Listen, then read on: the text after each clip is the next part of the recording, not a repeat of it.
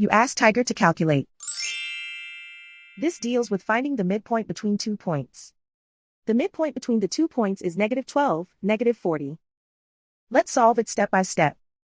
Plot the 2 points and calculate the midpoint using the formula. The coordinates of point 1 are x1 equals -9, y1 equals -32. The coordinates of point 2 are x2 equals -15, y2 equals -48. PM represents the midpoint of the 2 points.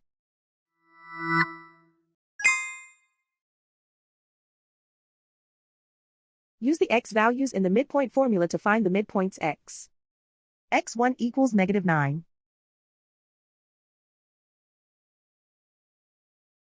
x2 equals -15.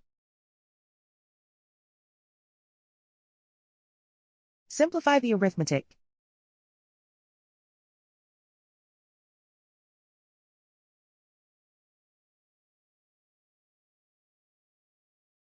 Use the y values in the midpoint formula to find the midpoints y.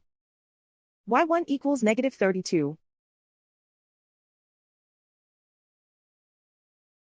y2 equals -48. Simplify the arithmetic.